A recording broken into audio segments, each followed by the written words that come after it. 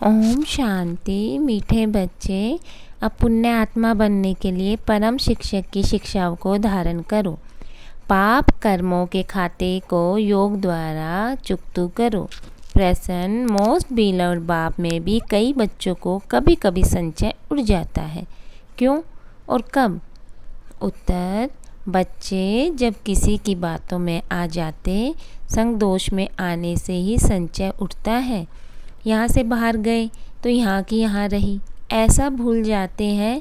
जो अपनी खुश खैरापत का समाचार भी नहीं देते, क्लास में भी नहीं जाते, मुरली भी नहीं पढ़ते। इसलिए बाबा कहते बच्चे संग दोष से बहुत सावधान रहना, कभी भी किसी की बातों में नहीं आना। 21 जन्म के लिए आत्मा को पावन बनाने का पाठ पतित पावन बाप का है। जब गॉड फादर कहते हैं आँख जरूर ऊपर करते, फिर कह देते परमात्मा सर्वव्यापी है। बाप समझते इस माया रावण ने सबको तुच्छ बुद्धि बना दिया। सब परमात्मा को याद करते क्योंकि जानते दुख धाम है। साधु लोग भी समझते हैं दुख धाम, इसलिए साधना करते शांति धाम में जाने की। भारतवासी भी चाहते श्री कृष्णपुरी में जाएं। भारतवासी समझते नहीं कि कब आया, क्या आकर किया। बाप कहते यहाँ की पुण्य आत्मा नहीं, भला दान पुण्य तो करते हैं, इससे अल्पकाल सुख मिलता है। ऐसे नहीं कि सदा सुखी सदा शांत बन जाते हैं।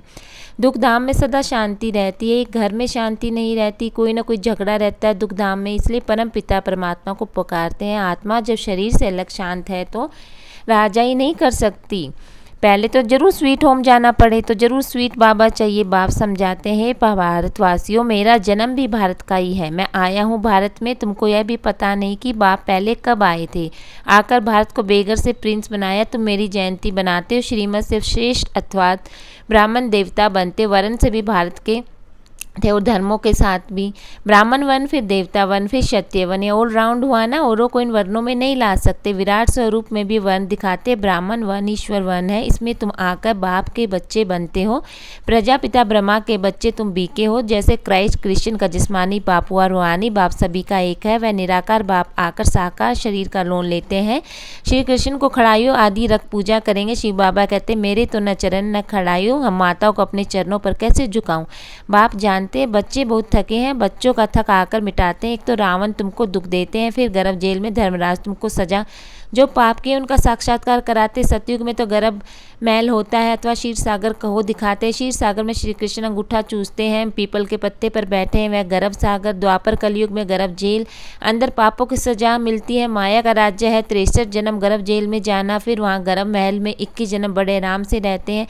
कोई पाप होते नहीं, त्राई त्राई करनी पड़े। तो यह तुमको बाप टीचर सतगुरु समझा रहे हैं। तुम समझते हो हम भी बुद्धू थे, प्रजा भी मालिक ठहरी ना। भी प्रजा भी कहेगी हम भारत के मालिक हैं। यथा राजा रानी प्रजा, परंतु राजा प्रजा में फ़र्क है तो है ना। अभी सारा पढ़ाई से पता पड़ता है। अच्छा धारणा के लिए मुख्य सार, स्वीट होम में जाने के लिए बहुत बहुत स्वीट बनना है। कभी भी संगदोष में आकर बाप को भूलना नहीं, संचय नहीं उठाना।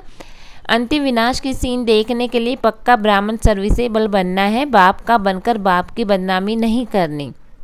वरदान: दिव्य बुद्धि और रूहानी दृष्टि के वरदान द्वारा नंबर 1 लेने वाले श्रेष्ठ पुरुषार्थी भव। हर एक ब्राह्मण बच्चे को दिव्य दृष्टि, दिव्य बुद्धि, रूहानी दृष्टि का वरदान जन्म से ही प्राप्त होता है। यह वरदान ब्राह्मण जीवन का फाउंडेशन है। उन्हीं दोनों बातों के आधार पर संगम योगी पुरुषार्थियों का नंबर बनता है। इन्हें ही हर संकल्प बोल कर्म में जो जितना यूज़ करता है उतना ही नंबर आगे लेता है। रूहानी दृष्टि से वृत्ति और कृति स्वतः बदल जाती है। दिव्य बुद्धि द्वारा यथार्थ निर्णय करने से स्वयं सेवा संबंध संपर्क यथार्थ शक्तिशाली बन जाता है। स्लोगन: फीचर्स रूहानियत की झलक तब आएगी जब संकल्प बोल और कर्म में पवित्रता आएगी। कर्म में पवित्रता की धारणा हो।